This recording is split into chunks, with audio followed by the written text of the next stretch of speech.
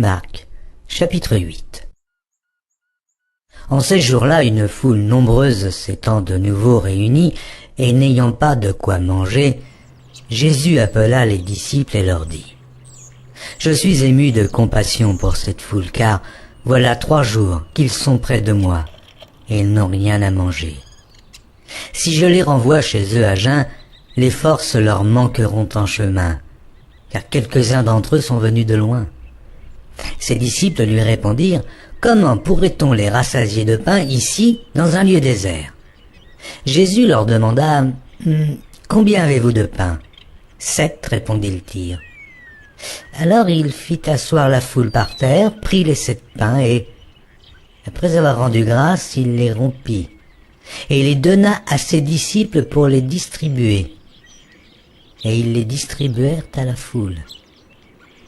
Il avait encore quelques petits poissons, et Jésus, ayant rendu grâce, les fit aussi distribuer.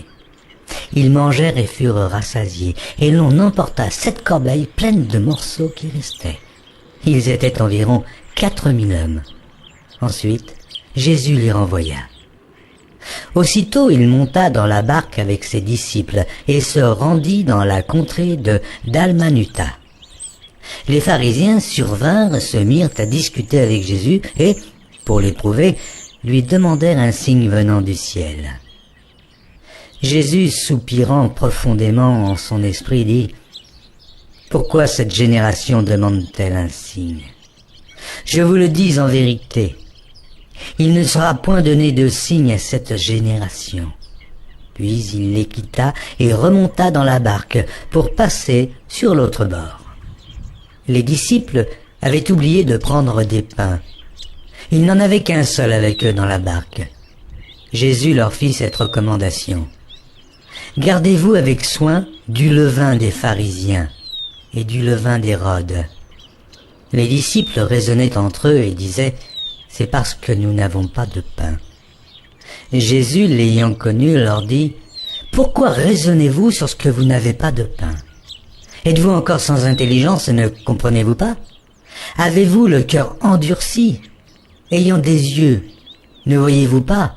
Ayant des oreilles, n'entendez-vous pas ? Et n'avez-vous point de mémoire ? Quand j'ai rompu les 5 pains pour les 5000 hommes, combien de paniers pleins de morceaux avez-vous emporté ?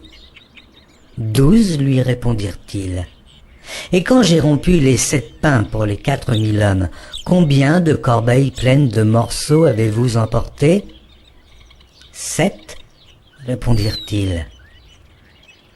Et il leur dit : Ne comprenez-vous pas encore ? Ils se rendirent à Bethsaïda, et on amena vers Jésus un aveugle, qu'on le pria de toucher. Il prit l'aveugle par la main et le conduisit hors du village, puis il lui mit de la salive sur les yeux, lui imposa les mains et lui demanda s'il voyait quelque chose. Il regarda et dit : « J'aperçois les hommes, mais j'en vois comme des arbres, et qui marchent. » Jésus lui mit de nouveau les mains sur les yeux, et, quand l'aveugle regarda fixement, il fut guéri et vit tout distinctement. Alors Jésus le renvoya dans sa maison en disant : « N'entre pas au village. » Jésus s'en alla avec ses disciples dans les villages de Césarée de Philippe, et il leur posa en chemin cette question : « Qui dit-on que je suis ?» Ils répondirent : « Jean-Baptiste, les autres Élie, les autres l'un des prophètes, et vous, leur demanda-t-il, qui dites-vous que je suis ? Pierre lui répondit : Tu es le Christ. Jésus leur recommanda sévèrement de ne dire cela de lui à personne. Alors il commença à leur apprendre qu'il fallait que le Fils de l'homme souffrit beaucoup, qu'il fût rejeté par les anciens, par les principaux sacrificateurs et par les scribes, qu'il fut mis à mort et qu'il ressuscita 3 jours après. Il leur disait ces choses ouvertement, et Pierre, l'ayant pris à part, se mit à le reprendre. Mais Jésus, se retournant et regardant ses disciples, réprimanda Pierre et dit : « Arrière de moi, Satan, car tu ne conçois pas les choses de Dieu, tu n'as que des pensées humaines. » Puis, ayant appelé la foule avec ses disciples, il leur dit : Si quelqu'un veut venir après moi, qu'il renonce à lui-même, qu'il se charge de sa croix et qu'il me suive. Car celui qui voudra sauver sa vie la perdra, mais celui qui perdra sa vie à cause de moi et de la bonne nouvelle la sauvera. Et que sert-il à un homme de gagner tout le monde s'il perd son âme? Que donnerait un homme en échange de son âme? Car quiconque aura honte de moi et de mes paroles, au milieu de cette génération adultère et pécheresse, le Fils de l'homme aussi aura honte de lui quand il viendra dans la gloire de son Père avec les saints anges.